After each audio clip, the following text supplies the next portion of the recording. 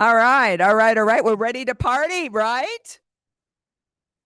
I know we're all excited, and we even got balloons. We got cake. We've got former elected officials and public servants for Coconino County.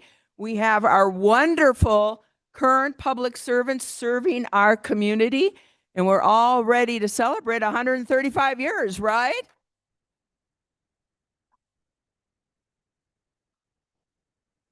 So I know this is a really special board meeting and we're all excited. So let's get ourselves going. Today is Tuesday, February 17th, 2025. It's the regular session of the Coconino County Board of Supervisors, the 135th edition of the Coconino County Board of Supervisors. And my name is Patrice Horseman. I'm chair of the board and I'm also the supervisor for District 1, District 2. Good morning, everyone. Thank you for being here. My name is Jeronimo Vasquez. I'm supervisor for District 2 and current vice chair. District 3. Good morning, everyone. And also thank you for being here. Tammy Ontiveros, District 3. District 4. Good morning, everyone, for being here. Thank you, thank you, thank you. And Judy B. Gay, District 4 Supervisor. District 5. And let's just start celebrating. The coolest district ever, District 5.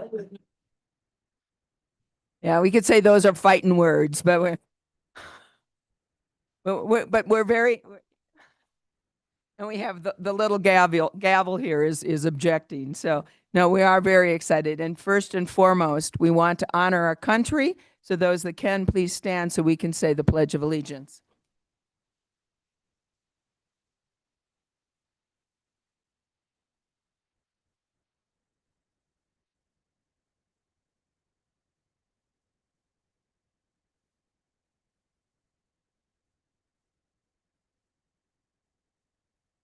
Right. And we always start our meeting by inviting the public to have comments or to have questions. This is your time to be heard on matters that are not on the agenda. We give you up to 3 minutes. We ask that you remain respectful and that understand this is an open public meeting. Because it's an open public meeting and the law requires transparency, we can't go into items not on the agenda. But if you have comments and concerns, you please address them with us, and we can either refer them to administration and or put them on a follow-up board meeting for further discussion. So this is a time, again, for us to hear from the public for items not on the agenda. And with that, I'm going to turn it over to our clerk of the Board of Supervisors, Lindsay Daly. Thank you, Chair Horseman. At this time, if there's anyone here that would like to provide comment, we have a comment card by the door on the table. If you're watching the stream and you'd like to provide comment, you can email your comment to boardcomments@coconino.az.gov. And Chair Horseman, we do have a comment card from Chief People Officer Colleen Maring with Northern Arizona Healthcare. If you want to come on up, we'll set the clock for 3 minutes. Thank you for joining us. We appreciate your regular updates. Thank you so much, Chair, Vice Chair, Board. Thank you for having us. My name is Colleen Maring. I'm our Chief People Officer at Northern Arizona Healthcare. And as you all know, we announced last week that the Board of Directors of our organization and our executive leadership paused planning on a new hospital for our region. And I wanted to address that here today since it's such a critical decision, not just for Flagstaff, but the entirety of Coconino County and Northern Arizona. First and foremost, we know our region still needs a new hospital. Our Flagstaff Medical Center is at, above, or very nearly at physical capacity for adult inpatients every day. That means that patients end up waiting longer in our emergency department for beds because there are no beds available upstairs. And it also means things like what we did all of last week. We put adults with no surgical needs.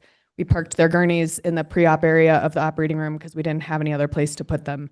We put women who are ill but are not expecting, pregnant, or recently having given birth on our labor and delivery unit because there is space in that hallway or in a room there. We put younger adults on our pediatrics unit if they have a lower census. So we do what we can to make sure that we provide safe, high-quality, patient-centered care every day. And there's a misconception right now that's coming back to the forefront about our limited capacity being tied to staffing. And it's really the opposite. When we do these things, when we put patients in places where they don't usually go, we actually bring in extra staff to care for those patients. So if we turn part of our OR into a medical surgical unit for a night or a day or a week, we're bringing in additional nurses to care for those patients to the best of their ability in that unusual space, but we make sure we provide that safe, high quality, patient-centered care, even with the physical constraints. So we desperately need a new hospital, but we also know we have significant financial headwinds that are coming in the next few years. First and foremost, cuts to Medicaid reimbursement and changes to how commercial insurers pay us. That's happening even as the cost to provide care increases. So we know now is not the time to launch a major new project until we can identify exactly how those financial headwinds will play out and how we balance those priorities of providing all of the care that the region needs and remaining financially sustainable so we can be here for many generations to come. We did mention that we released our due diligence. We ended due diligence with three other sites that we were considering in the region, so that those landowners can continue to pursue other options.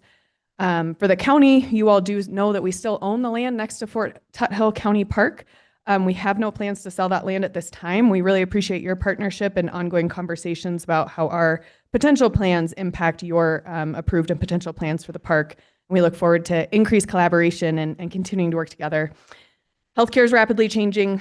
All healthcare systems in Arizona and the United States are facing some of these same challenges, and we look forward to continuing to partner through the next few years. Thank you very much. Thank you very much for the update.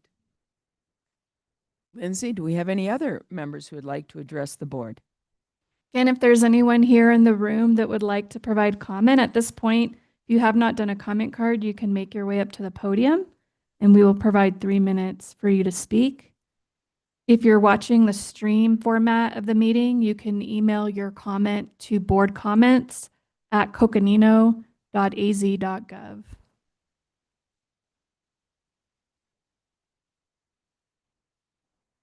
Now's the time, members of the public. Now, it looks like, Chair Horseman, we do not have any other comment cards and there's nothing in the inbox. Okay, thank you. Well, with that, we are moving on to something that I know we're all very excited about celebrating, and that is our very first proclamation.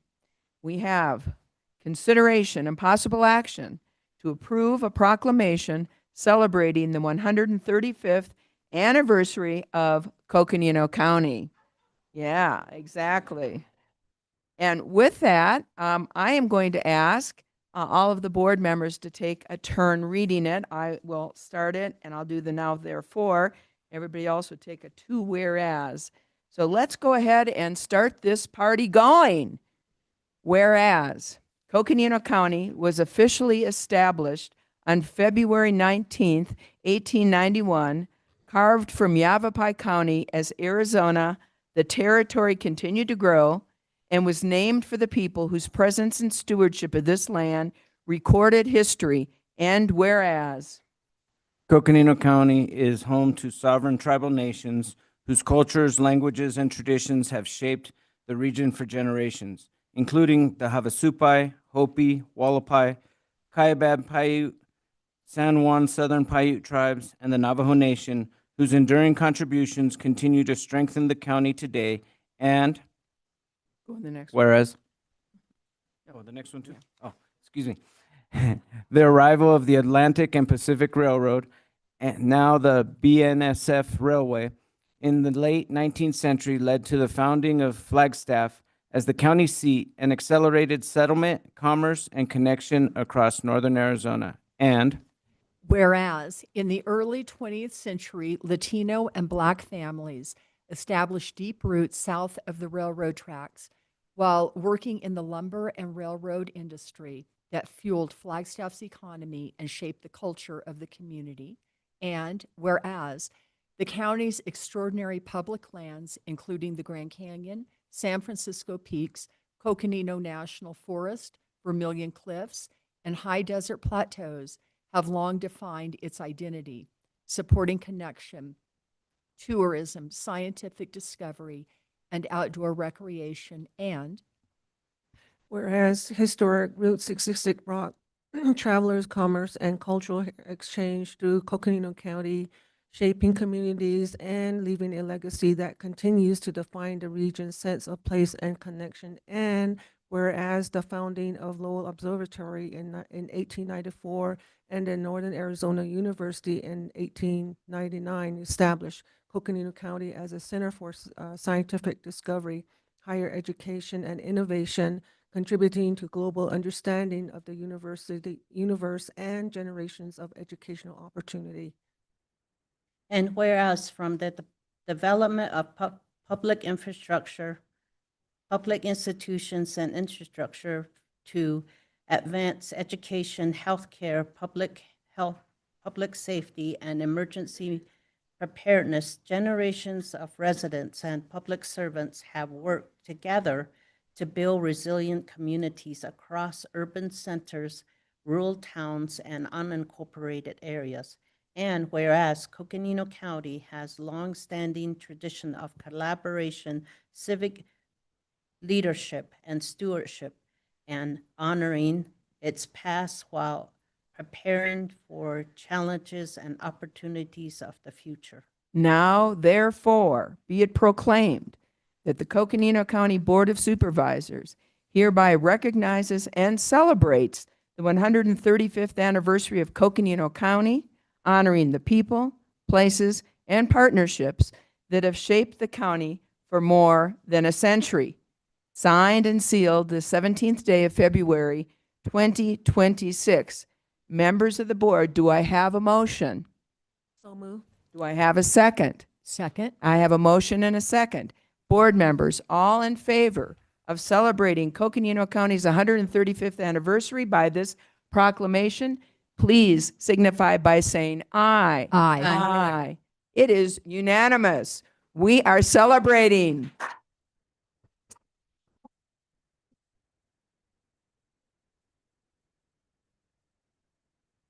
And it would be appropriate for me to turn this to our county manager for comments. And then if there are other people who would like to make some comments, and then we've got party outside. Well, thank you, Madam Chair, members of the board, for the opportunity to comment. 135 years. When you look at that time span, it makes us as humans feel somewhat insignificant. At the same time, you realize how significant we are to be here to carry on this tradition, to be representatives of Coconino County and the good tradition that we represent for all of our residents, for all of our communities, and for all of our beautiful lands that we are the stewards of. So thank you for the opportunity to say a few things and honor the significance of who we are today in this place and what we represent. Anybody else like to make some comments? Or are we just ready to go and have some cake? And I will take a little break and have some pictures and have some cake. So thank you. And by the way, I think that Coconino County is what makes us great are the people in this room, the people who serve this community and have been for 135 years. We are a county that honors its communities. It's varied in the diversity of our communities and the culture in our communities. And we have worked so hard, everybody in this room, and for 135 years, in honoring our communities and in serving our communities. So really, this is a celebration for all of you. We're just here to eat the cake, but the celebration is yours. So thank you so much, and thank you for being with us here today. This is a great day.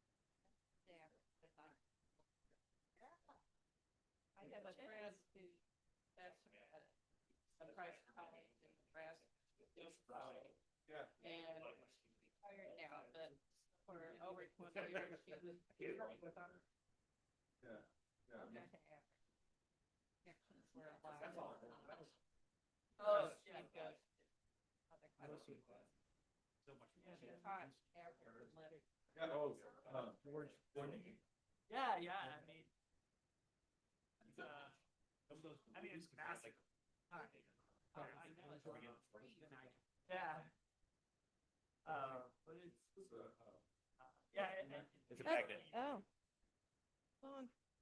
Sorry if I smell this.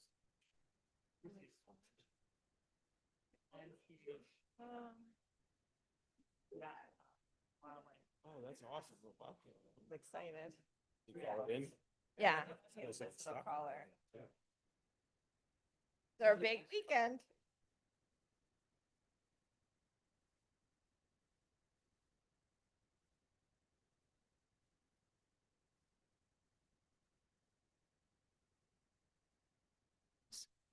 We are back.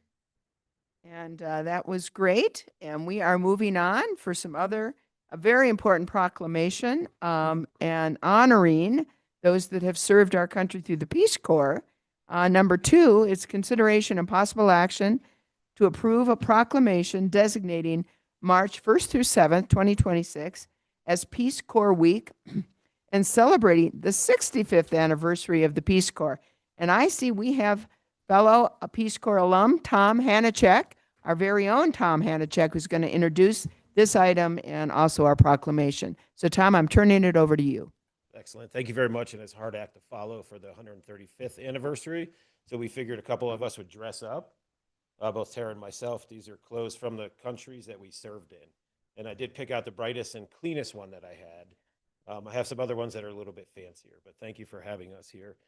Just real quick, I want to jump in and talk about, we have 4 of us returned Peace Corps volunteers here today to help us celebrate this proclamation. And we'd like to thank the Board of Supervisors and the county for allowing us to do this, designating March 1st through the 7th as Peace Corps Week.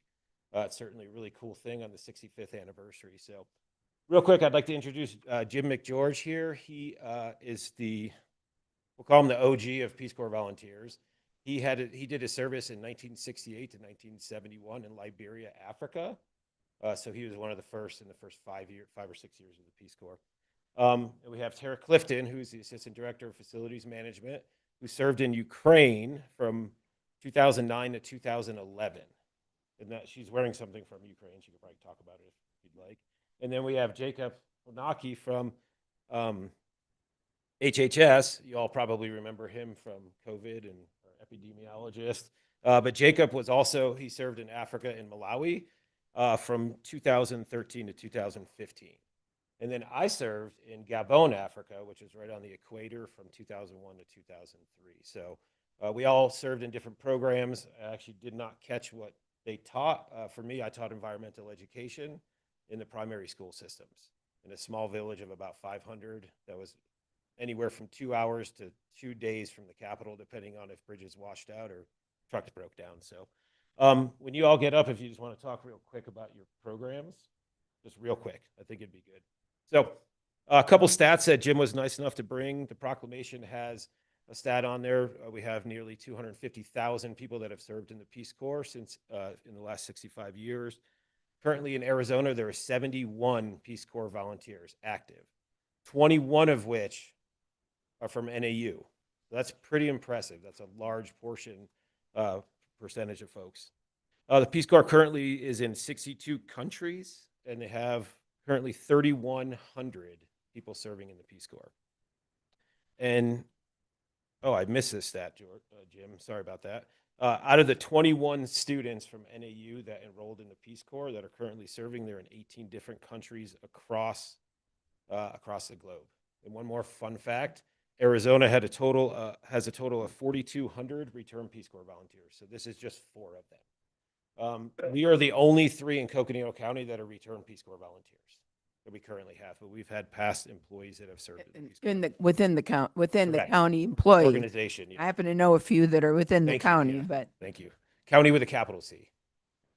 So I'll go ahead and read this proclamation here. I'm going to do the first 2, then I'll pass it over to Jacob and then Tara. So, whereas March 1st, 2026 marks the 65th anniversary of the United States Peace Corps, an enduring symbol of our nation's commitment to peace, service, international cooperation, fostering progress and opportunity through people-to-people engagements at the grassroots level around the world.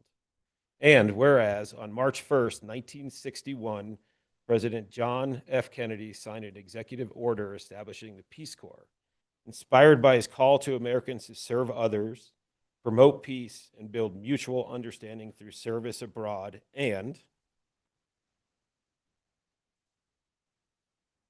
whereas since its founding, more than 250,000 Americans have served as Peace Corps volunteers in 144 different countries across the globe, including thousands of individuals from the state of Arizona.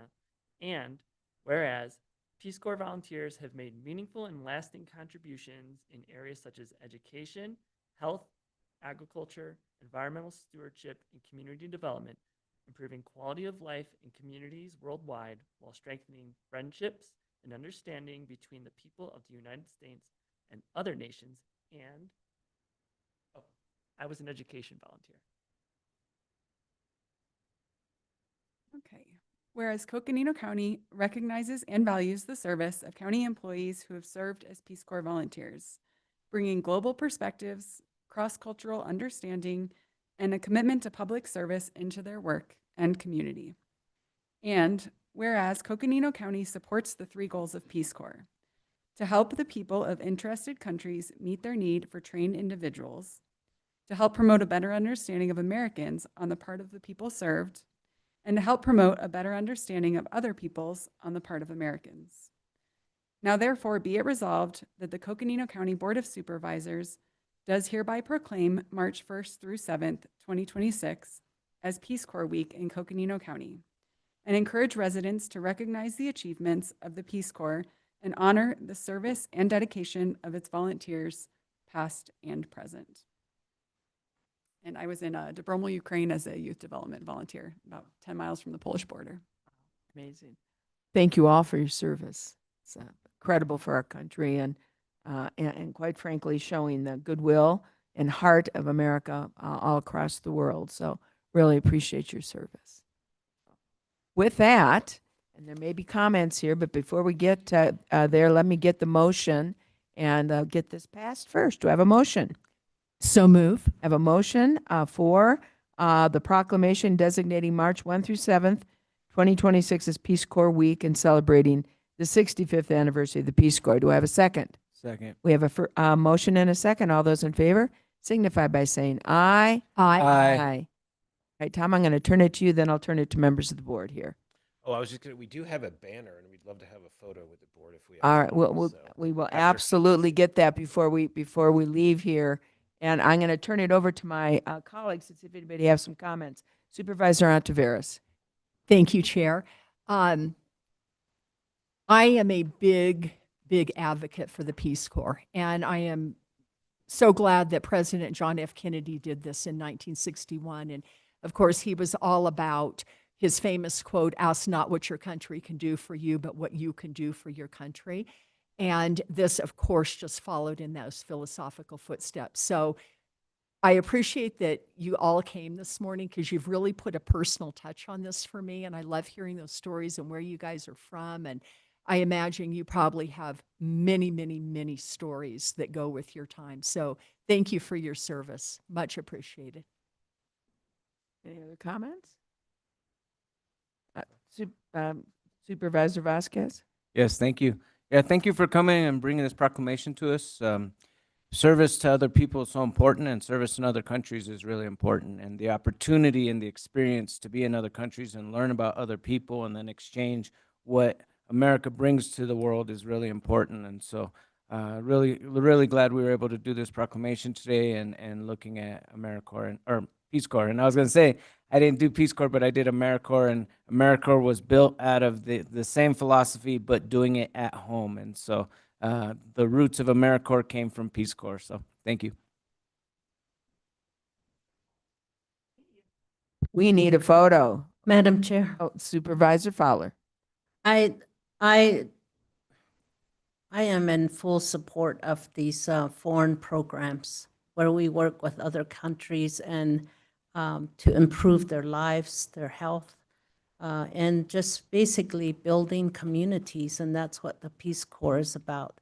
Unfortunately, we have an administration that are cutting these programs, which is really sad, and right into our own communities that really uplift our own residents. And so we have to continue to oppose these cuts that are being made. And I just want to thank you for serving. I think those that have served and are currently serving. And I ask the administration today to continue to fund, ask Congress and the administration to continue funding these much-needed programs that help our partners throughout the world. Thank you. All right, any other? Supervisor Begay. I totally agree with my colleagues and the comments that were made. I think it's very important that, other countries and other areas of the world see us and to really better understand, what the Native Americans and also everybody within the U.S. citizen is all about, and just all the way from the livelihoods to what's out here. So I think now that things are happening in the world, I think it's more important, than ever before to really do an outreach in those areas. So thank you for the presentation. I really appreciate it. Thank you. All right, with that, let's get a photo taken. Here, where, outside? Okay.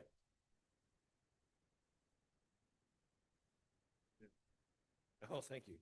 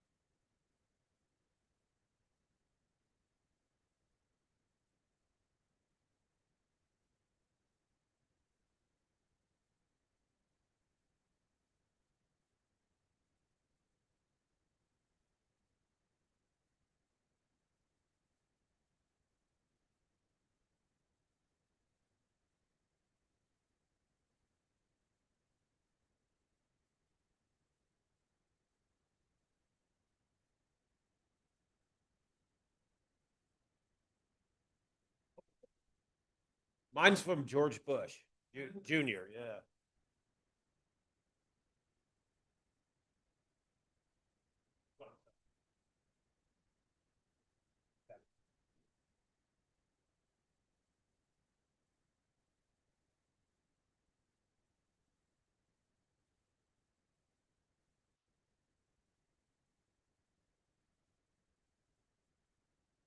All right, we're back on, and two important proclamations, and wonderful to honor not only our county, but those that have served in our county have served the rest of the country. So really appreciate that, and the world. We are moving forward. Our next item of business is the consent agenda. And as my colleagues know, and for the community, consent agendas are matters that are mostly administrative or ministerial in nature. They can be done through one vote, one motion and one vote. These then do not allow for individual discussion or comments or for individual voting. So what we do is for those that we do want to discuss, we have an opportunity to remove from the consent agenda for individual action and discussion. So at this time, I'm turning to my colleagues and asking, are there any items you would like to remove from the consent agenda? Madam Chair? Yes, Supervisor Fowler. Yes, I'd like to remove item number 8.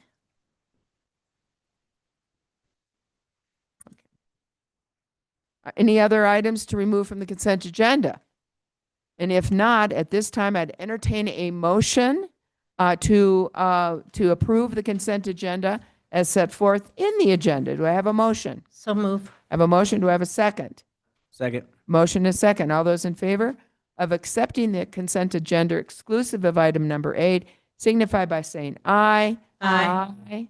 All right. Number 8, consideration and possible action to 1, approve and accept Amendment 1 of the 2025-26 Utility Assistance Program Independent Contractor Agreement, contractor number as set forth in the agenda, between Wildfire, formerly the Arizona Community Action Agency, and Coconino County Health and Human Services. And number 2, to approve a corresponding budget amendment to increase the contract award for APS crisis bill assistance from $83,010 to $108,010 for a period of July 1, 2025 to June 30th, 2026. And I know this is Health and Human Services. We happen to have Michelle Oxland with us. So I know that you asked to pull this, so I'm going to turn this to Supervisor Fowler first, and thank you for being with us, Michelle. Thank you, Michelle. Thank you, Madam Chair.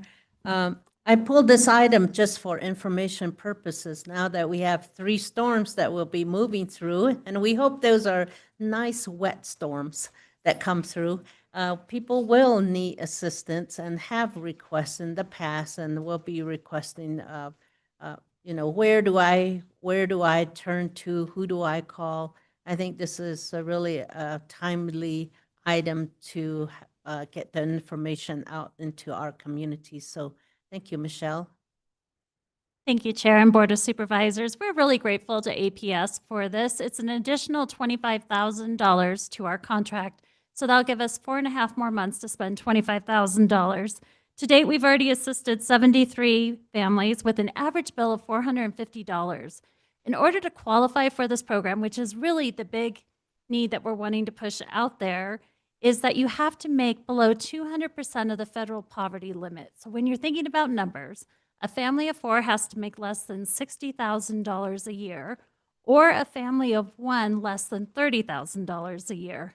You apply online, you can give us a call. We'll help you. You can have help up to twice a year, up to $1,000.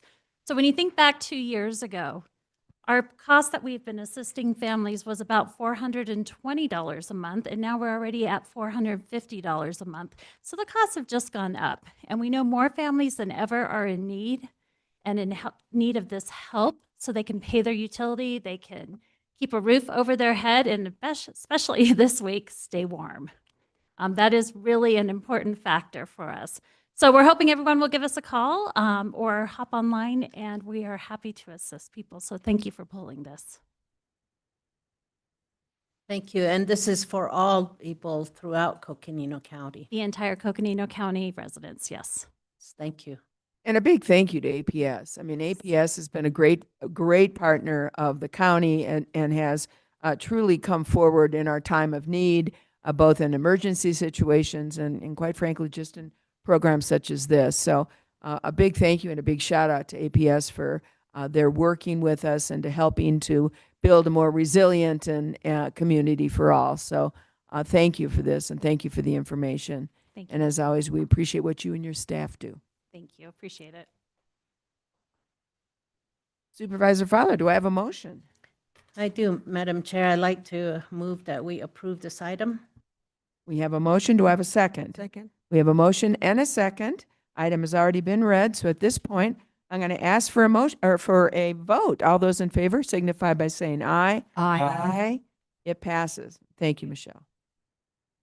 All right, we're moving along. We're doing great. And by the way, just for the public, and I should have said this at the beginning, the staff knows, of course, and we all know, but the board will be, much of the board will be traveling to Washington, D.C. because of the weather coming in. And in order to get everybody safely off the hill and down to the airport, we are not going to take a very long lunch break, although we may have more of one because it looks like, unless we can bring the assessor here earlier, you may want to call her.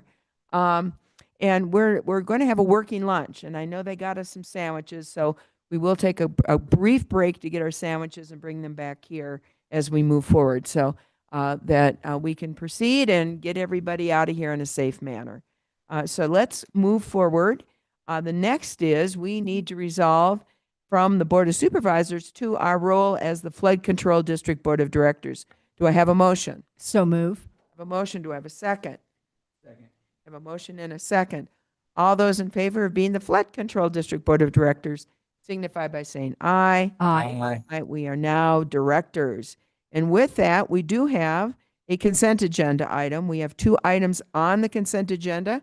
I'm going to ask members of my board if they would like to pull either one of these for individual discussion, or if you want to take a motion to accept the consent agenda. Madam Chair, before that, I would like to pull both of them, not necessarily for discussion, but just so I can make a clarifying statement. Well, that would be discussion. Okay, for Okay. discussion. Okay, So are we pulling 11 and 12 for individual discussion? okay. Is that right? Yes. Okay. We are pulling 11 and 12. We did not have a consent agenda, members of the directors. So first one is consideration of possible action to approve the allocation of $300,000 from the Flood Control District budget to perform a feasibility study for potential long-term mitigation projects identified in the Munns Park area. And I know we have our Flood Control District Director, Lucinda Andriani, with us via Zoom. And so before we turn it to her, I'm going to ask Supervisor Ontiveros, is there anything in particular you want to say before we turn it to her? Actually, just a very brief statement, and it's just really clarification because was it last week or the week before that we had the proposed capital plan given to the board? And in FY26, Tucson proposal for 2.4 million, Munns Park 300,000. Those 2 amounts are what is on the consent agenda this morning. But also at that proposal, it was in FY 2027, there was 2 million proposed for Tucson and 1.5 million for Munns Park. And then FY 2028, proposal to Tucson, 1.25 million and 1.6 million to Munns Park. And the only statement I want to, let me back up. Between the meetings, I did have an opportunity to have discussion with Lucinda Andriani, our Flood Control District Administrator. And the only comment that I want to make is that we are only dealing with FY 2026, that I just want to say that my approval of those amounts does not mean that I am approving the FY 2027 proposal or the FY 28 proposals. I just wanted to clarify that. With that, I'm happy to make a motion for the 2 consent agenda items. Well, since we've pulled it and since we have the Flood Control District Director, I actually would like just to have, if you could give us a brief overview, Lucinda, for both 11 and 12. Certainly. Thank you, Madam Chair and board members. relative to the site. That is correct. That Supervisor Board Member Ontiveros articulated. This is solely for approval for uh, to get access, frankly, to some immediate funds to be able to, one, for Munns Park, initiate the engineering feasibility study there, which is we had funding budgeted for those types of activities. The other item is to be able to articulate in a grant that's going to be submitted this week by the town of Tucson that were available. We have up to 2.4 million available to commit to a match. I don't expect those funds even to be expended this year, but this is so that there is the authority to be able to articulate that in the grant application itself. Anything related to FY27 or future years will be decided in those budget years. So we'll be initiating our budget process with the county manager here within the next few weeks, toward the end of the month, beginning of March, and then coming to the board later, of course. And that will be the discussion there is relative to future allocations. Thank you for that clarification. And just, I'd like to make a comment on both 11 and 12, and then anybody else wants to make comments, we'll do that, and then we'll take the motion. First and foremost, you know, we, the board, have been looking at a number of priority projects, as the board is more than aware, and so is most of the public, I hope.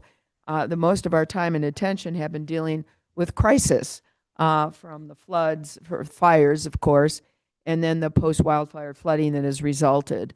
An incredible amount of work that has been done for the post-wildfire flooding mitigation projects across Coconino County, and most specifically, of course, in the greater Flagstaff area. But that has left a lot of ongoing work that needs to get done in the flood control district, which we manage across Coconino County. And so we, the board, have taken a look at our limited funds and prioritized the projects so that we have kind of a roadmap, if you will, as we move forward for getting some of these important flood control projects taken care of across Coconino County. And so I appreciate the work that's been done by our flood control administrator and our staff to really provide an update on where we are so that we, the board, know where the priorities lie. And I think what's coming before us on 11 and 12 are both consistent, Munns Park, and then later, of course, Tucson, with our prioritization for this non-emergency, if you will, but we don't want it to turn into emergency projects that need to get accomplished by the flood control district. And so I really appreciate that. I will note that with Munns Park, we are looking at a feasibility study, which is important to start the process and for us to be able to look at grant opportunities and to really look at grant monies, because most of the work is going to have to be done through federal grant monies.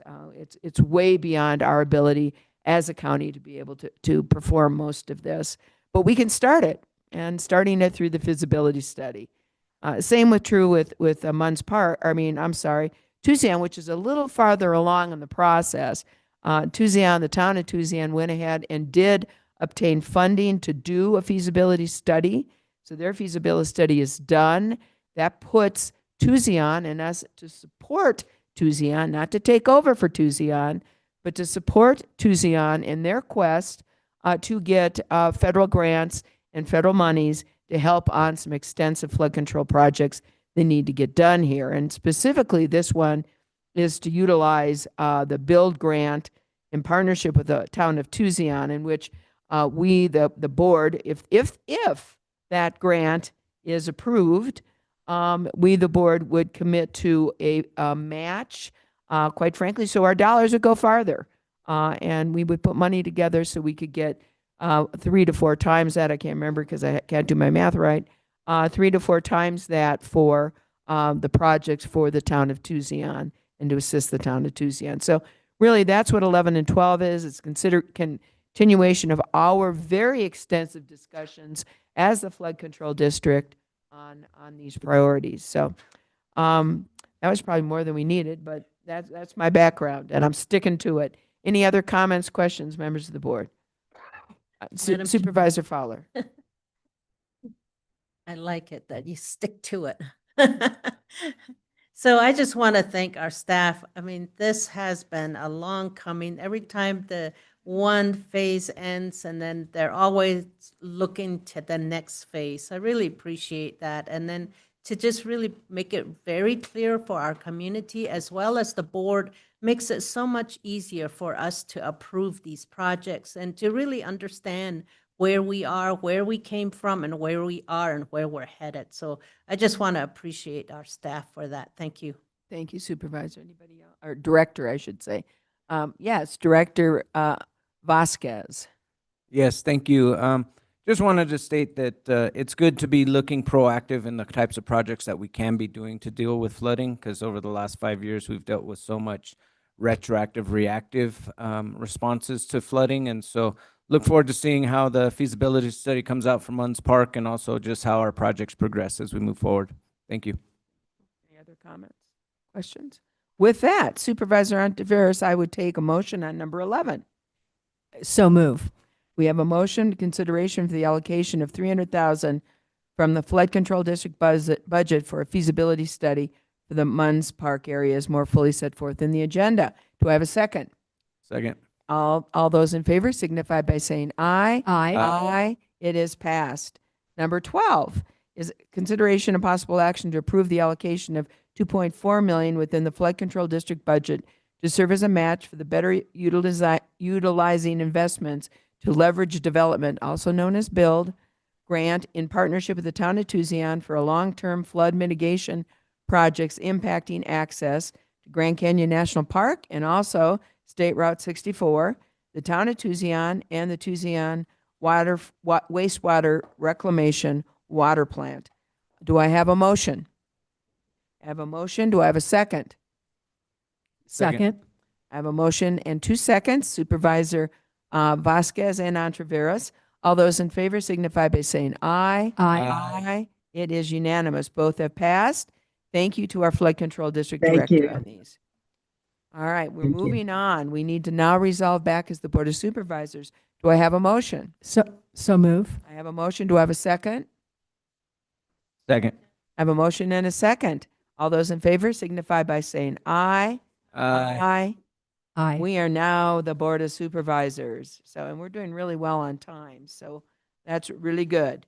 Next item is review of Coconino County's federal legislative agenda to inform our advocacy for the upcoming NACO annual legislative conference.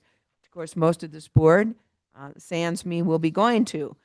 With that, I see we have our Deputy County Manager, Eric Peterson. So, Eric, please take it away. Thank you, Madam Chair and members. I just wanted to briefly introduce the item, and obviously this is our second chance to go back through our talking points, the schedule, look at your meetings carefully on who we've assigned you to, and make sure we're all comfortable with those, and that we can move forward with the schedule and make any final changes.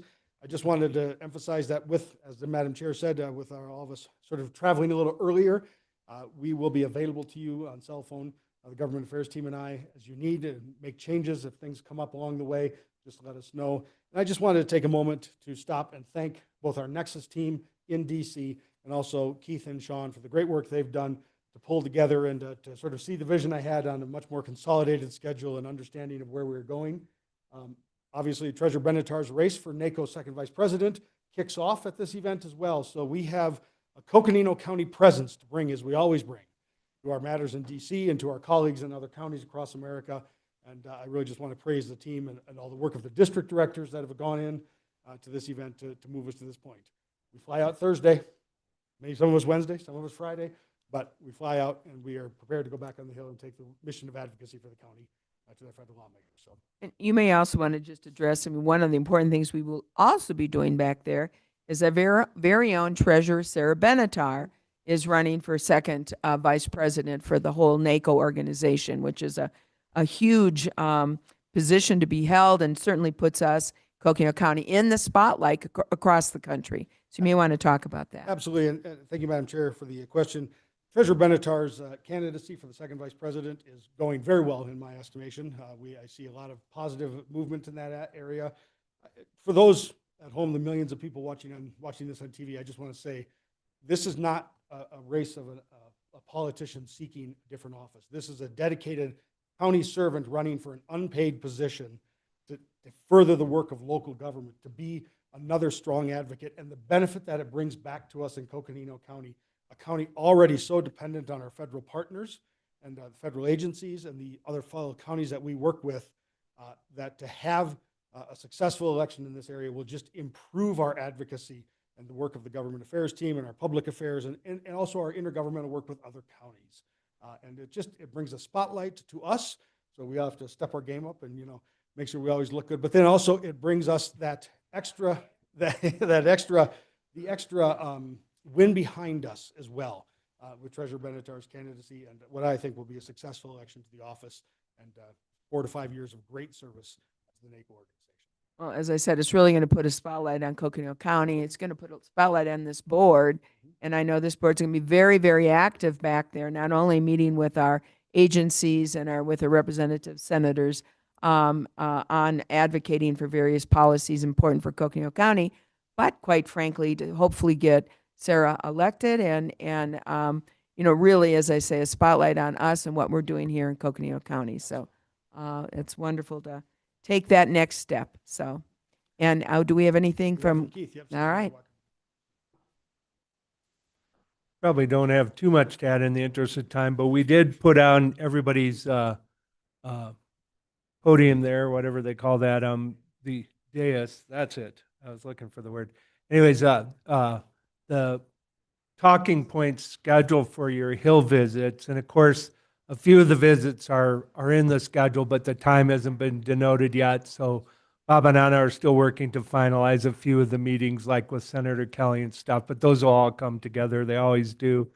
And then if you have any questions between now and then on talking points, we can make revisions or help everybody feel comfortable, especially with the meetings that you're in, that you know what you're going to ask going in there, what you want to talk about. Of course, it's always good just to have a conversation. You don't have to get totally stuck on talking points to the point that you lose sort of your ability to communicate as a fellow human being, because sometimes that's as important as what's on the page. So, but we will have staff at each of the meetings with you. So if you ever have to kick back for technical questions or just feel stuck and want to hand the baton off, we'll be happy. Erica or I or the lobbyists, whoever's there, will be happy to help with that. And then we will have probably another draft of the schedule going out at some point from Sean with some small updates, but the schedule that we sent out last Friday should have most of the meetings you're at. If you have any questions on things, there's things you think you should be at or things that you saw yourself marked for that you don't want to be at,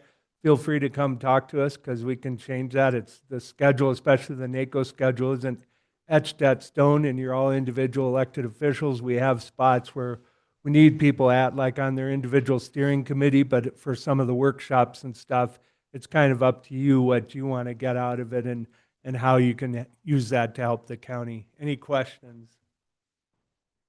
Members of the board, any comments, questions? Supervisor Ontiveros. I don't have any questions, but I do have to echo Deputy County Manager Peterson's compliment to Bob and Ann in DC and both Keith and Sean for the work that you are doing here to keep us organized. Very much appreciated. And also thank you for your availability to be there. And I know I've already reached out and just for those fine points, and I appreciate that on everyone's behalf. Thank you, appreciate that. And also, as he said too, I do want to thank the district directors. Some of them have been working very hard and working with us to do that. And there's a lot of work. Sometimes it's the really little stuff that takes a long time. Like conceptually, we can have everything together, but it can take quite a few hours just to, put the little pieces of paper together. So. And I also agree with that because I saw them working this morning on that. Yeah. Or I wasn't on, but I agree with your comments that it really has taken a village to get us going. And I appreciate the district directors that have put in their time as well. Here. They have really spent a lot of time on this. And Really appreciate all of their work and the continued work that they will do when they get back to DC. So, Madam Chair and members, I appreciate that. Could we take a moment, Rashida's on her way over, but could we look at the Grand Canyon ask? I wanted to run down the numbers with you all, if we Sure. can. So, we find that under which one we're gonna guess? Which one? Let's go to tab 11. We'll just go to Congressman Crane since we're. Yep. So just, they're all the same, but I just wanted to run through the numbers. We revised that number down. I sent out an email. 2 weeks ago, we talked about 2.5. And we clarified, if you go to tab number 11, the first set of talking points. I have it, but I have nothing under tab 11 in my book. Okay. We'll get it for you. Going, but I So, need to have it. So our number overall is 2.1 billion. 2.1 billion in Great American Outdoors Act funding. Still the same concept as we talked about, over 7 to 10 years. That cumulative number, that's roughly 20 to 25% of the GAOA funding every year. Within that funding, what I want to highlight is the breakout. If you turn to page 2 of that, I believe we start to get into where we see the breakouts here. The Grand Canyon is looking at 1.4, is that correct? 1.6. 1.6, 1.6. Grand Canyon is 1.6. Yep. Yep. And then we have the remainder going into the Kaibab National Forest for the work to be done on all 3 districts. So I just wanted to go over those breakdowns. 2.1 billion is a sticker shock number, right? So as we talk to people, we need to take that next step of 2.1 billion over 7 to 10 years. It's roughly 250 to 300 million dollars of work each year.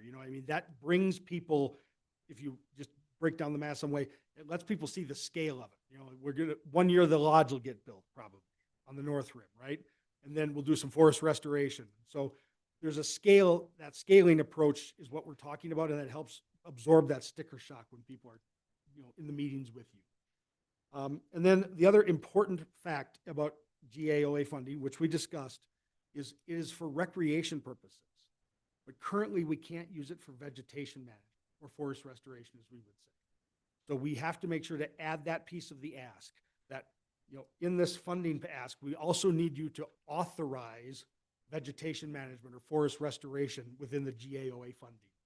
We're only asking for the Kaibab. This isn't for everyone across the nation related to this project. We'll obviously deal through Bob and Anna and myself. We can talk about the bill, when we have the legislation drafted with the specifics, but the point is we need it for the Kaibab to be able to move that money through and prevent conflagration. So we're trying to build defensible fire zones, right? So we can stop the fire. GAOA funding can't do that right now. We're asking to turn that on for just this project at least. Could I ask a question, Madam Chair? Supervisor Tavares. So it's not in the Great American Outdoors Act at all, not just this year, but okay. That's only for recreation projects. So forests can use it to do a trail. Okay. But they can't do it to just thin the forest to prevent a conflagration fire. Okay, that actually, thank you for bringing this up because that was one of the points I was going to talk on and may talk more, but just to make sure I know what point you're talking about, we are talking on first page, item number 5 under Secure Major Outdoor American, Major Great American Outdoors Act under that heading. Yep, that's the 2.1 billion. Okay, Okay. And but then if you go to number 5, number 5, that's the one exactly that you're talking about. That's correct. And if I could also ask another question here, as I've been studying for this, it looks like this act sunsets in FY 2025. That was in my previous materials. Correct. They have to reauthorizing GAOA is also part of the ask. And it's likely that they're going to do that, but we should push to make sure that they do that. Okay. All our federal delegation, or at least Crane and both our senators, I believe, are committed to reintroducing that because they've used it for others, or to reauthorizing it, but Okay. it is part of the ask because, not only do we need, in order for us to draw on that money from AOA, of course, it has to exist as a program. So that is part of our ask, is to continue it. Can I add just one thing to help? Please. Text there. This is like surface transportation, the FAA bill, the Farm Bill. We have them come up every 5 to 10 years, whatever the timeline Congress has given for that bill, and it exists. And so the GAOA has now reached its first reauthorization. Okay. Like the Violence Against Women Act needs to be reauthorized, all those kinds of laws. So we're taking this opportunity. This is one of the opportune moments of timing. We have reauthorization that needs to happen. We've had this crisis. Make that into the opportunity to reimagine, rebuild, restore the Grand Canyon and the Kaibab National. Right. You know, and that's really what we're talking about. Reimagine the North Rim, be a better economic driver, rebuild all of the Grand Canyon and both North and South Rim, and restore those forests, right? And bring about a more defensible wildfire zone using this funding mechanism. Right, because this is not just about the North Rim. It's also about, that's why this point about the vegetation management, that's what the South Rim, that's the need for the South Rim, Both the rims. only need Yes, but on the South Rim, it is the only need Yeah. in terms of the forest. in terms of the forest. Yeah, There'll be parts of the rebuild that connect to the South Rim. Think of the water treatment and things like that, right. the Trans Canyon pipes. So Okay, there are some South Rim impacts of the actual North Rim rebuild. exactly. Okay, thank you. And by the way, that's a really important point. And the second part is, as you said, that 2.1 billion, that's going to be, people are going to look cross-eyed at you. I think it's so important. It's over 5 to 7 years. In fact, I wouldn't provide a figure like that. I would provide the breakdown for over 5 to 7 years, because it's a huge number, and I think that's just going to turn people off right away. The other is this, and I think some of us are aware of, some of the organizations here are coming up with their own numbers that are different than the estimate that we in Coconino County, and quite frankly, the estimate that the Forest Service has come up with, because it is more extensive. It's not only the taking down of the dead and down and the removing of the dead and down, but it's for more extensive restoration work and quite frankly, for rebuilding on not only the North Rim, but also Tuesday and some of the other areas that have been affected. So you're going, you may get that. And the question is, well, wait a minute, we heard from so-and-so that this is only going to be, and it's a much smaller number. So I think it's important for us to break it down over time, because this is going to be a long-term project. And the second is to be very clear what we are talking about when we're talking about rebuilding on the North Rim and rebuilding on the Grand Canyon. So. Thank you, Madam Chair. And to be clear about the numbers, they all come at our request, asking, which we can do, asking the federal agencies, those local entities, what do they need to do the job, right? And it's very clearly with forest restoration and with the park as well, not to just get right back to where we were, and pretend like Dragon Bravo and White Sage didn't happen, but to make this rebuild also give us a moment to not have the fire race through the forest again. They will tell you in the Kaibab, if you ask them, that they were the wildfire breaks that they planned on, and they were way too small.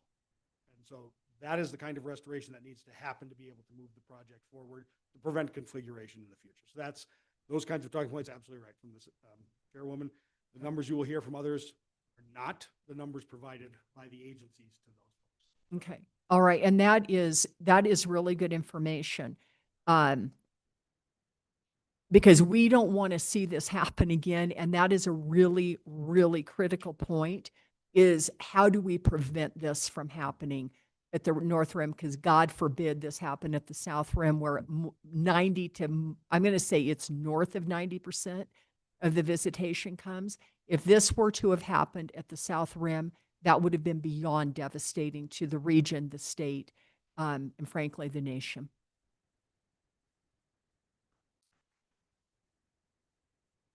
Any other comments, questions? Yes, Madam Chair. Yes, Supervisor Fowler. So for this reason, what we are working on is meeting with our partners to make sure that we all come in, because I think right now it's just like the Forest Service, they're just looking at themselves. As counties, though, these are all pockets of agencies within our county. So for that reason, we need to just say, yes, they are a federal agency. They have their own responsibility in requesting the dollars that they believe they need, but it is much broader, and as much as they can implement, that's what they're requesting for.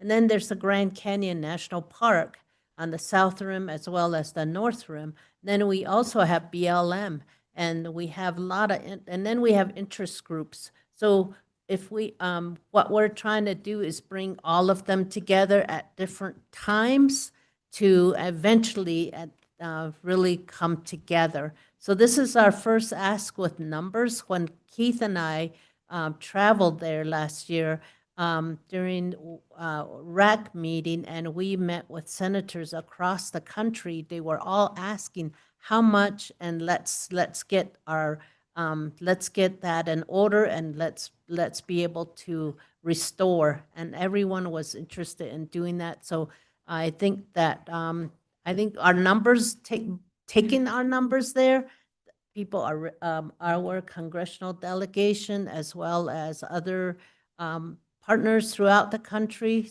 I think they're ready for it, and they all value Grand Canyon. And we come in as a force to just really say this is what's going on there, and we need to really emphasize that we are meeting with our communities, and that's where a lot of these interests are coming from. That's where the business program came from. That's where recovery program is coming from.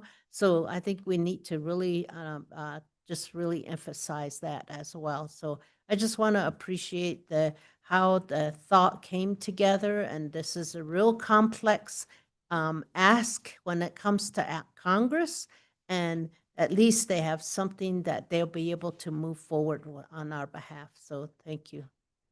And if we can just to make it clear, we've worked really hard. The county has worked very hard with our partners, and especially our federal partners, with the Forest Service as well as the National Park Service for these numbers. And I think these are numbers that they approve of as well. And yeah, I think it's wonderful that you all are going back there, can really provide the boots on the ground, if you will. I mean, the Grand Canyon National Park, majority of it is in Coconino County, and we are there.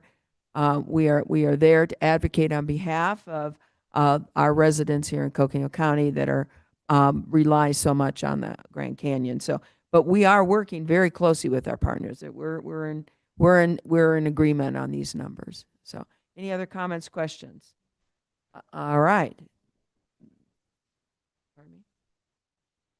I just said, look forward to going to DC and advocating for this. It's a big ask, but it's exciting to think that we're actually in a position to be able to ask for it and advocate in this way. Absolutely. And I would just encourage members of the board to look at the leave behind when you see the final copy of that. There are other asks in each meeting with the Grand Canyon, and at least another ask as well, and some of the agency meetings. So they're all laid out in the schedule and in the book as well. Thank you. Thanks so much. Thanks, Keith and Sean, and to the everybody, because I know this has been a group effort. So appreciate everybody's work to get this done. All right. Thank you. We are moving along, and we appreciate, we do have number 14, Coconino County Fiduciary is going to provide an update on the department function as well as impacts to wards stemming from the 2025 government shutdown and the big, beautiful bill legislation. And we're happy to have our public fiduciary with us today. Thank you for joining us. Thank you for your flexibility about getting here early. It's very helpful for the board since we're all going to be traveling. So thank you. Madam Chair, I'll just briefly introduce this. I asked fiduciary Staminsky to come today in a couple of reasons. One, this is a department that most of your constituents would not know what this department does, but it is probably one of the most important departments that we have. These are folks that the state has incapacitated. They're wards of the state, and they are in the care of Ms. Staminsky and her staff. And I just can't say enough about the work they do. And the one big beautiful bill and other issues that we're dealing with right now at the state, the federal government, and the shift to the states, and how that shifting is going to affect the work of this department and our other agencies in the county. So this is following up on some of the requests I heard to get some ideas and estimates behind that. Asked Ms. Staminsky to put this together to look at her population and to give us a sense of how this will affect work she does and her clientele as well.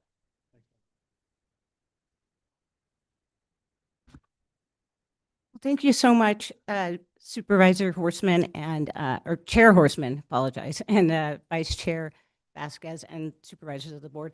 I just wanted to first hand out just a little spreadsheet that oh, thank you. that I'll talk about in a bit. Thanks. And just get started with kind of giving you just a little general update about the department, and then we'll talk more about how we're being affected by the legislation, as well as the shutdown that occurred toward the end of last year. So the Public Fiduciary's Office, we handle several different types of guardianship and conservatorship cases. So we still act as permanent guardian. We are court appointed. We also act as emergency temporary guardian, conservator, limited guardian, co-guardian, you name it.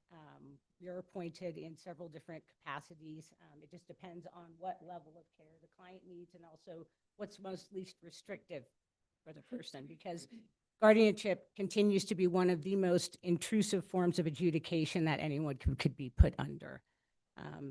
So, you know, as we move along in our work, we try to usually look at the most limited type of guardianship, but that can also have issues because then we only have half of the authority, and then we run into problems with, you know, if we're limited to just medical, then we don't have placement authority. So I typically really like to be full guardian, but again, we look to have the least amount of authority over someone because of the intrusive nature of what we do. I will say that the majority of all of our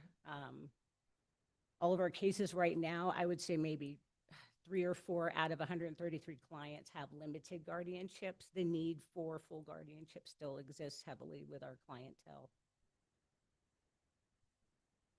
So like I said, it ebbs and flows. It was 130 when I made the presentation. Today it's 133.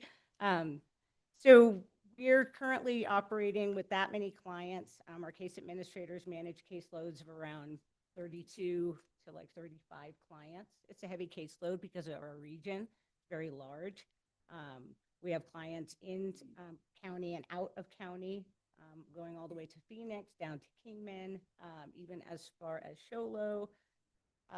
And we did have clients close to the Fredonia border.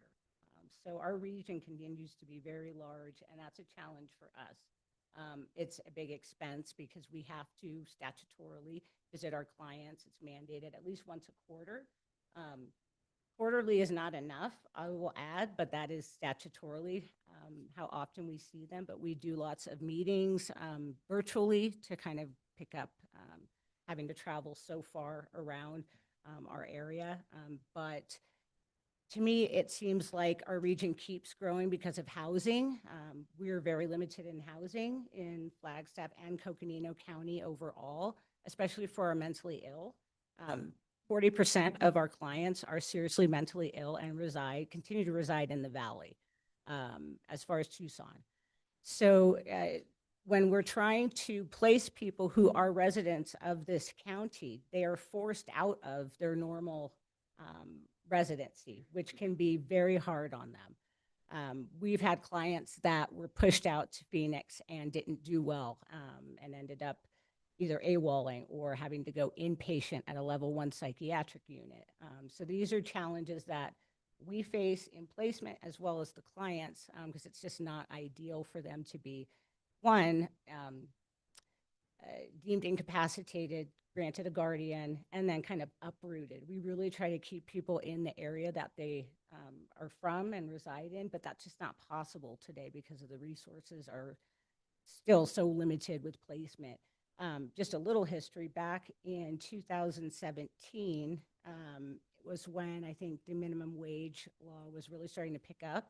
And that's when we had 2 big providers move out of Coconino County into the Valley. It was Abrio and CPIS, and they were 2 big providers that had group homes for both developmentally disabled as well as our seriously mentally ill.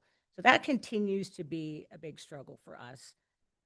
Our developmentally disabled population is probably the most supported here. We have several different agencies, Hajoni, QC, who have multiple group homes throughout our area. So we do succeed in getting our clients placed that are in that population. So at least we're seeing some positivity there. And then, of course, our aged and elderly population, very small amount of our clients, I would say maybe 5%. So that would be skilled nursing facilities. We have skilled nursing here, but not all of them take Arizona long-term care. So that can be challenging, but we usually look to several different providers here. And if they have behaviors, then they have to go to the Valley as well. So again, limited with placement, not ideal, but that continues to be an issue for us. Okay, so the One Big Beautiful Bill, a lot of people might not realize how much it's affecting the wards that we are managing. I'll start with Medicaid. So Medicaid is, everything for our clients. When we first step on, we apply for every benefit, government entitlement that they qualify for. And qualify is the key word. What's happening now that the Big Beautiful Bill is in play, so to speak, in ways that people aren't realizing, lead times have become almost impossible for application processes. Additional information and calculation of qualifications is also something that's kind of like fine print that people don't understand is happening. So for example, now when our clients have to reapply or get a redetermination every year for either Access, All-Tex, or their Medicaid services, they're including different expenses that they typically did not include in the past, making it harder for people to qualify. So how that affects us, a couple ways. Our clients are now qualifying for less benefits, and we're also having to provide additional information for these redeterminations. And it impacts my department because when we normally do redeterminations, it's annually. Now they want to do redeterminations every 6 months, which is doubling the effort, mainly for my benefits specialists. We have 2. And doing a redetermination is a long process. It's also, it takes a lot of work, lots of hours, and that's for every single client. And every client that we have is on some sort of government entitlement, whether it's Medicaid or All-Tex or Access. We're still working with DES, who is, it's interesting because we, work so hard. We answer our phones. We do our deliverables, but we can't even get DES on the phone. It's like, you're sent around and round and then the phone hangs up. So now my staff are having to go into the office to take care of business.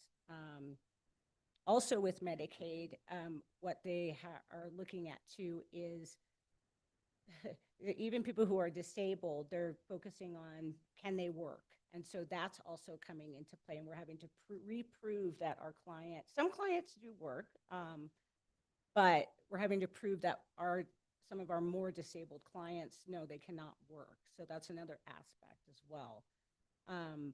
But real quick, yeah. your clients and incapacitated, say the word, so just a couple things. State wards here, the diminished benefit, but they still have to eat the same, they have the same cost, if not rising. Yes. They're having a diminished benefit. Yes. If the state, ultimately, it's the state's job to fulfill the basic life needs of this person. Absolutely. And then to the point of work requirements, there are some folks that have been incapacitated beyond any ability to make a decision. Is that correct? Correct. You make all the decisions for them, but there's a work requirement. Correct. That we have to prove that they absolutely cannot work. And it's absolutely ridiculous because it's really just a way to, in my opinion, make it just that much harder for people to get denied, and then we would have to reapply and they would lose their benefits. So, the cost for Medicaid, so let me back up a bit. Each client, if they're on SSI, they get the standard $970 a month. That is all they get. I mean, that's all they live off of. There's nothing more that, we can't pull any more money for them. So if they lose benefits, or they lose some of their benefits, or some of their medications aren't being covered now, or the amount that their medical coverage is now covering is lowered. we don't have any excess funds. And also the county does not financially support clients. So we run into issues where, well, what do we do here? So it's something that we're looking at in the future with Medicaid, because that's only going to get worse. You know, not everything's been implemented yet from this bill, and we don't get letters in the mail anymore from DES explaining the changes. We have to go on the website and see, well, what's new, or hear it ironically in the media. A lot of the things that we have learned that have changed actually are in the media. We don't even get notices from Social Security or DES or those types of agencies anymore. It's really, I have no words to say about how it's working now. And I worry about moving forward how this is going to impact not just our wards, but also the department, the cost of the department, the work that we do. Now with SNAP benefits, the same thing, because DES also handles SNAP benefits. And with SNAP benefits, if you apply and you do the redetermination and they're about to expire, they're taking longer than the expiration. So the client will then go without benefits until finally DES either does the approval or the redetermination. And especially with new applications, we have a client right now who we're still waiting. We did the redetermination and we're still waiting for them to approve it. And he's been without SNAP benefits for over a month. This is going to, start to trickle down probably to all clients, and it's just going to get worse. During the shutdown last year, right before the end of the year, SNAP benefits stopped. About 14 of our wards were affected. They had no, benefits for food. So we tried to figure out what we could do. We teamed up with Health and Human Services and the senior center, and they were preparing meals, and the case managers in my department were picking them up and delivering them to the clients. We did that throughout the shutdown, and it worked. But that wasn't something that should have happened, because they got their 3 meals a day, but they didn't have like their monthly grocery spending. If they're now, we're prepared if there's a shutdown again, then we would just try to do the same thing. But again, that's just a patch. It's not ideal. We were super grateful though for Health and Human Services to come up with kind of that offering. And our clients are under 60, so they don't qualify for the program. So this was something that the county stepped up to do to help these 14 wards. The other issue is Section 8 housing. I don't think people realize that. So that is being shifted to the state, and it's going to be, some sort of, block grant of amount that's going to be given to the state. But I haven't heard how the state is going to allocate that and how much it's going to be. On top of that, and we have several clients, not several, probably like maybe 20% of our clients live independently on Section 8 housing or low income housing. That Section 8 housing is also going to be capped at 2 years. So after 2 years, where do they live? I don't have an answer to that. But that's very troubling to me because I don't know what we could even do because they can't afford regular rents here. There are non-Section 8 low-income housing, but still, again, no, there's not. And our clients only receive so much. Even if we can get them into low-income housing, I think some of them, the rents might be around $600. It's like a sliding scale, but when you only have $940 a month, how are you going to live off the rest? Our clients are definitely in the poverty category when it comes to that. And there's a handful of clients that don't even get $940 a month. They might get, I don't know, $300 a month. It just depends on where they fall in the range. And it depends on placement. There's so many factors. There's one client that only gets $30 a month because of where he resides. He resides in like a skilled nursing facility in Phoenix. And because all his needs are met, he only gets $30 a month, which can be a problem because if dental issues arise or just a whole multitude of things could come up that he needs. But $30 is a joke. I mean, it's, yeah. So I don't know yet how that's going to affect, and I can't find anything out there about how the state is going to react to it. So again, this is all like looking forward, but not finding all the answers, and just kind of preparing for what are we going to be able to do? How are we going to house these people if Section 8 runs out after 2 years? I don't really understand the 2-year cap either, the reason behind it. Well, financial, but this isn't like someone is being, in recovery and then they're all of a sudden able to go out and, live on their own. This is someone who is in poverty and will always need that low income housing. So, Social Security, this is a big one. So we had a great relationship with Social Security. Not that we don't now. Our local office is fantastic. But all of our work was done by fax. Applications were sent in, processed. We do a lot of applications, a lot of redeterminations. We become rep payee for our new clients. Those applications have to go in. Now we're required to go into the office. So my benefits specialists are traveling every day to the Social Security office, spending 2-3 hours there because there's lines. The amount of work that is now, putting it in their court is, it's wasteful. And I don't understand the reason why, but that is the rule now. So all these rules have come up with our agencies that we work with, DES, Social Security, HUD, that you can't come in, you can't, use any type of faxing, mail. You have to come in, make an appointment. It's being structured to almost to make you fail. I don't know how the average person is navigating this, but my benefit specialists are experts in the area, so they know exactly what they're doing. They have their contacts at Social Security, and they will also only let them handle so many clients when they go into Social Security. So it's not like they can go in. I have 15 clients that I want to handle, everything. No, we can do 2. So the strain is definitely going to be big on our department financially. We're already at a cost deficit with the work that we do. What we bring in for revenue is $150,000. That's because we charge $100 per month to each client for the work that we do. Clients that can't afford it, we do a fee waiver. So we never take from clients that can't afford it. But that $150,000 based, against our budget is only recouping like 10.1%. Our budget is almost 1.5 million. So I expect that to get even worse as time goes on, because with the amount of time that our benefits specialists are spending on this type of work, and this is probably one of the most important pieces in our work because it is their livelihood for the clients.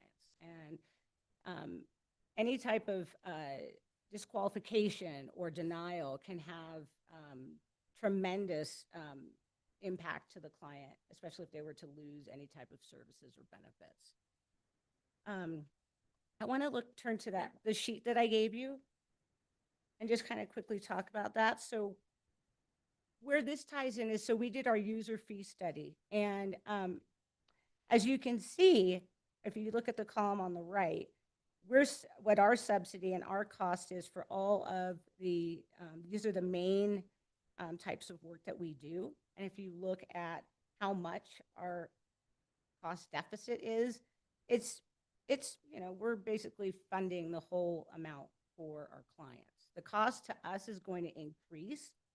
And that's where I want to make sure that everyone understands that it's not because we're not charging enough. We can't. This $100 that I charge the clients is like the most I could possibly squeeze out of anyone. And like I said, we do fee deferments for clients that can't even afford it. So this will increase, especially with the amount of work, because this user fee study is based on time and hours that every single staff member puts into each category of work. So we will see this deficit increase.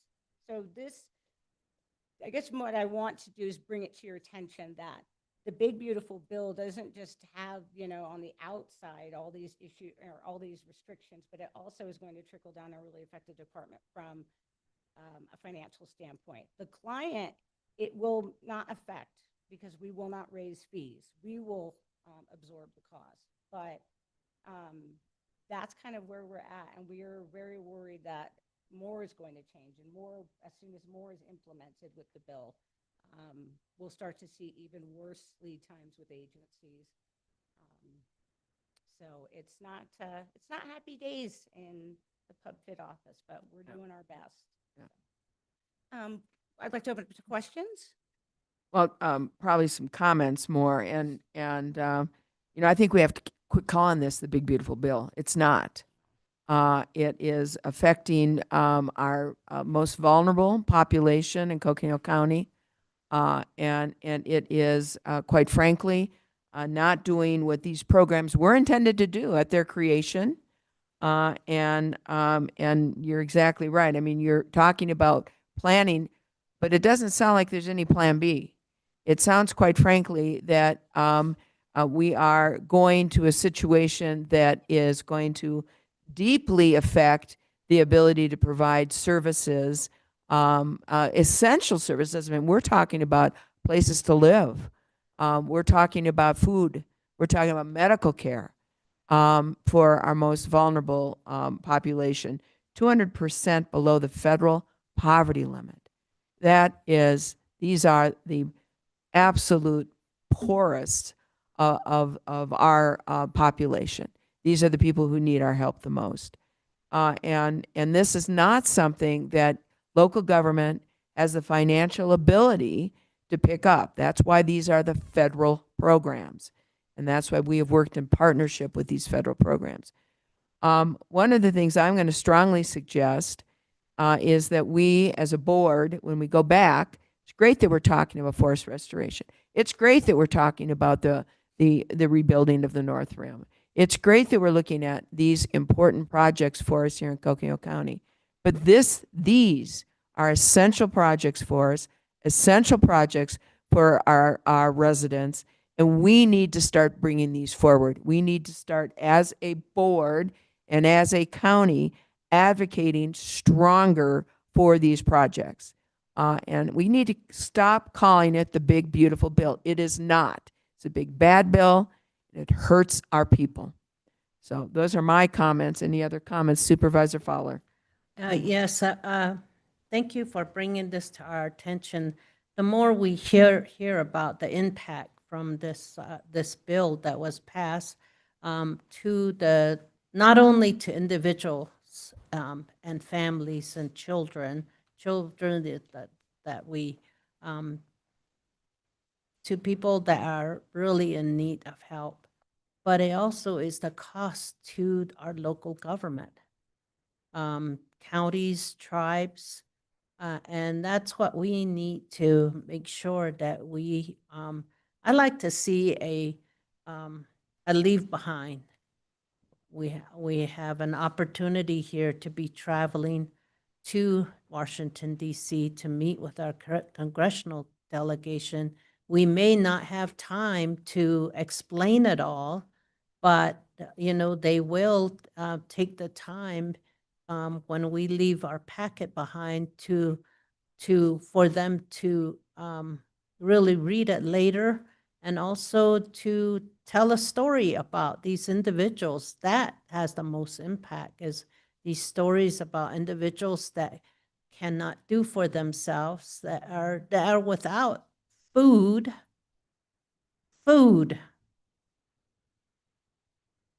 it's just, and a place to live, and there's no other help.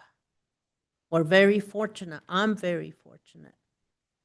I have family that will help. I have means, but there are individuals that are not there, and that's why we are here as the arm of the state of Arizona to deliver services. But here it is that we're struggling. You're struggling. Your staff are struggling to provide these services, and then to have you sit in the Social Security office in person. I don't know how in the world these people dreamt up these policies, but we need to let them know go back to the authors and say, this is not working.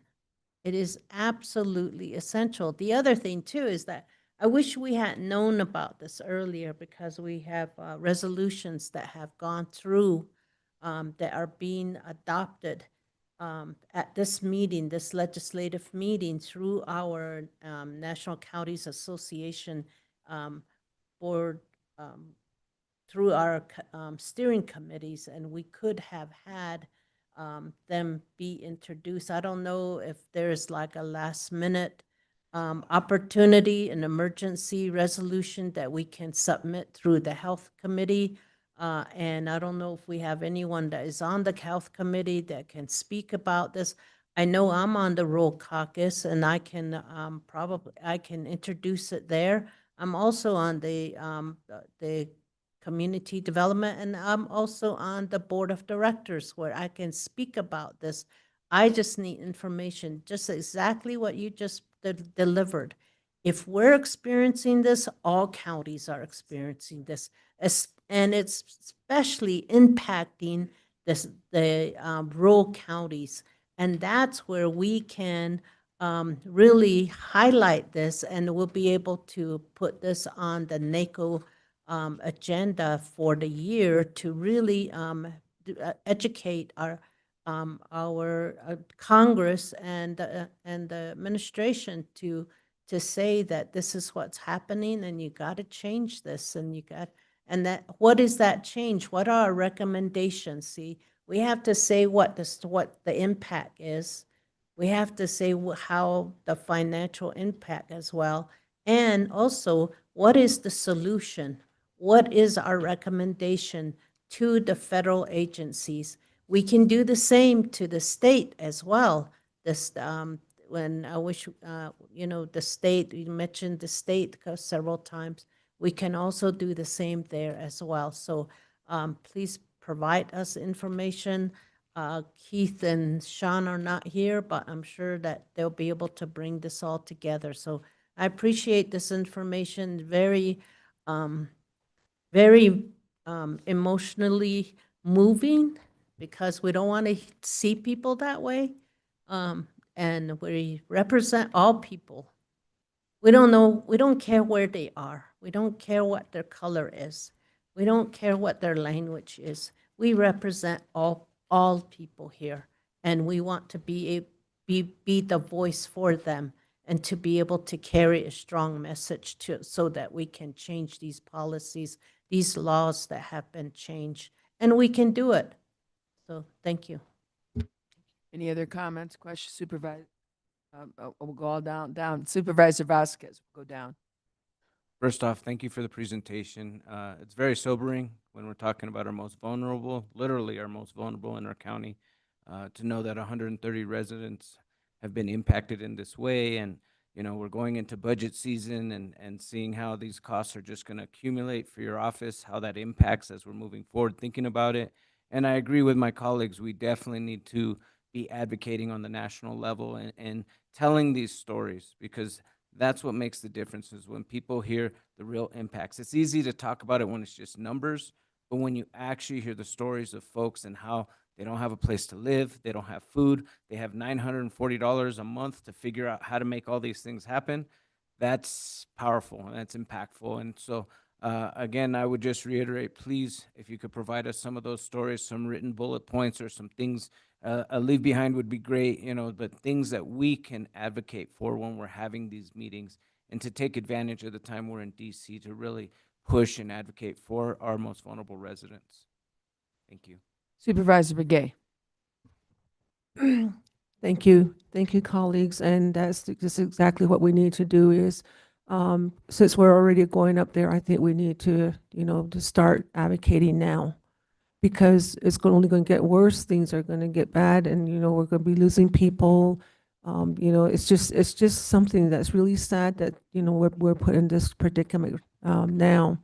And then also, if we can have talking points, we would like to have that now. And I am willing. I'm on the Health and Social Human Services Committee, and I can certainly bring that up, you know, with the talking points readily available, and introducing that leave behinds is good, yes, and I think we need to do this. But there's so many issues that we are faced with as board members that we're trying to, work on everything. And I think out of, the majority of the things that we work on, I think this is very important. And it's for our whole Coconino County. And it's bad enough that, our reservations, a lot of people are being raised, kids are being raised by a lot of their grandparents. And it's just that one income. And, and then on top of that, we still don't have running water, no electricity in some homes, and people don't have vehicles because they're already on low income as it is. And we have like 2 or 3 families living in one household, one Hogan. And so those are things that are real, and we need to really step up and, talk about these things, because they're there. We will, people up there, they listen. I mean, if we can get monies for, Lucinda's area, as far as, the floods and stuff like that, we shared those stories. And so, we got some dollars together and, it's how we've been doing some projects. But this is one of the many things that we still need to talk about. And I'm glad that my colleagues feel the same way. And certainly we have to, step up, each one of us, and then move forward. And just, even if we had a flyer, and give it out, walking around, give it to our other board members in other areas within the county. I'm pretty sure, they're facing the same thing. If we have like half sheets, then just, some of the issues with that, and let, spread the word out. So I just want to say thank you for bringing this, and we know that we can do it, and we do have, I believe in the leadership here, and then also the administration here. And I'm pretty sure Keith is going to be writing up something, and Eric and Sean, so I just want to say thank you so much. And I guess way back, it was easier to live that way. I grew up with no running water, no electricity, just nothing but, we didn't have to really go to the store. We had animals, like cows and sheep and, whatever. We survive on those things. And we did farming. And we put those together and stored a lot of them. We canned food, vegetables, whatever we can get. But nowadays, it's not like that. We don't even have no rain. We don't have any vegetation. It's bad enough that we're faced with that too. So I just want to say thank you so much, and appreciate all the work that, all the administration and also all the staff are doing. I mean, we need to hear these things, more of these things, because I think we're very aggressive in our own ways, that we can move forward with this. Thank you so much. Supervisor Ontiveros. Thank you, Deputy County Manager Peterson, for scheduling this presentation. I didn't know anything about this until right now, okay? So a fellow supervisor, Fowler, had mentioned if this county is dealing with it, other counties are as well. Are you having conversations with fellow counties? If so, has there been any conversation with anyone at the state? Because this is a state and federal issue, if I am understanding your presentation correctly. Has there been any conversation with fellow counties or the state? Thank you, Supervisor Ontiveros. There has not been conversations with the state. I meet every other month with every other public fiduciary across the state, and we have been discussing it. This has been creeping up slowly since the end of last year. So we're still trying to figure out what's happening, and it's day by day that I'm getting updates on new processes or however we're handling it. We don't have a solution, but I really like your recommendation about talking to the state, because we have not approached anyone from the state, but just kind of the pub fids trying to figure out, well, we're just going to have to work harder and make sure that we abide by the new deadlines and timelines and the things that are being presented to us. Yeah, and really going back to that is because if I didn't know, I can't help with what I don't know. And if the state, they're going to have a lot more ability to help. If they don't know, they need to know so they can start stepping in. So same thing with federal. But I will tell you that I know that you have a county that backs you. You know, the Board of Supervisors here is very much heard what you had to say. So just going forward, I would like continued updates. I mean, it certainly doesn't have to be at whatever frequency there's information to give the board, but I would like to see some movement in this going above us, because somebody with a little more authority needs to know about this. And thank you for what you do. Yeah, you kind of had me at, so we sit here and we look at all these circumstances and we say to ourselves, what are we going to do? And you have no answer. So let's start talking. Yeah. Thank you. Thank you. Madam Chair, if I may, just follow up on that point. There's a real state component. One of the reasons I asked Rashida to come today, we oftentimes in the past, we reference wards of the county, right? Because we are the provider, the service provider. These are not our wards. The state of Arizona put this 130 people in the care of this county as their agent. And the state has enjoyed the fact that the federal government has had a benefit program that I'm not even say is liberal. It was there, right? And they could provide those funds through the fiduciary's office to those clients, to those wards. Those cuts have happened now, and the state has not figured out a plan to move forward. That's in this budget process we're talking about right now. There are some part of that, and I don't want to put it all on the state agency, is the legislature has got one mind and the governor has a different mind, right? And there's certainly going to be some of that political consternation, but it is part of our state authorized agenda as well as our federal agenda to oppose these cuts and the shifts that are talking about here.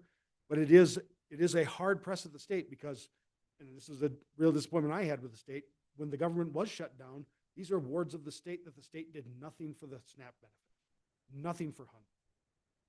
We stepped in. And so that is another point. This is just like the court system. All these areas where silently the bill comes to the locals, and the state doesn't pick up their responsibility. It was the state of Arizona that incapacitated the clientele, the wards in the care of the county. The state of Arizona ultimately is responsible for their care and well-being through the fiduciary's office and needs to step up into these spaces. And I absolutely agree with you. And that was the premise of the questions and the points that I was making. Absolutely. If I can, obviously this is something that many people in the county and also on the Board of Supervisors were bringing to the attention of the Congress when the big bad bill was moving forward. And we have, of course, we're talking to Michelle Oxland and HHS and others about the potential cuts and what that would mean to some of our most vulnerable population. Obviously, as we know, the state of Arizona acts as a conduit for Medicaid from the federal government. And again, these are costs and numbers that exceed not only local government, but exceed the state of Arizona. Not that we don't all have a role to play, but again, these were originally set up. Federal government programs, social service programs were originally set up to accomplish the tasks that you and your office are in fact doing.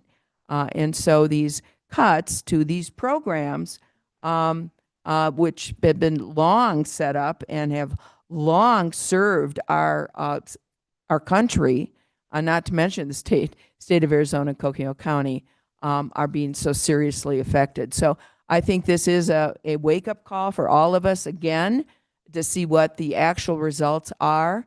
And I really appreciate my colleagues who are going back to DC and are going to be able to, again, talk about how this is affecting real people. It's one thing to be sitting in Washington, DC, and taking a look at a bill that's, how many thousands of pages thick, and not understanding what it means to real people, how it affects their lives, quite frankly, affects their ability to live. And so I think that's important, and I appreciate my colleagues who are willing to take this advocacy role and to speak on behalf of those that can't speak for themselves. And we appreciate what your office does under very trying circumstances. And, hang in there. I don't know what the future is going to bring. We, of course, have been making decisions here as a board when we come up with our budget, to try to have a set aside, if you will, because we do not know what the future brings. But we continue to have a voice and we continue to need to use that voice. So thank you. Really appreciate your presentation today. Any other concluding comments, members of the board? All right, thank you. Thank you so much, Supervisors. Appreciate it.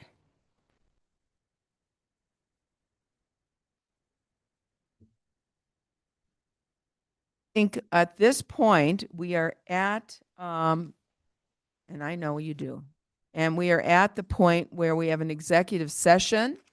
And what I'd like to do is go ahead and take the motion to go into executive session. We will take a 15-minute break. That'll give us time to get our lunch and to meet in the executive session room upstairs. So it is now 12:15. I will entertain a motion to go into executive session regarding security protocols and procedures as set forth in our agenda and in accordance with Arizona 38431.03A9. Do I have a motion? So move. We have a motion. Do I have a second? We have a motion and a second. All those in favor signify by saying aye. Aye. We are on break, and then we will go to executive session at 12:30. Thank you. Thanks to Erica Philpott. There are sandwiches upstairs near Juanita's desk. Help yourselves, and then we'll have executive session.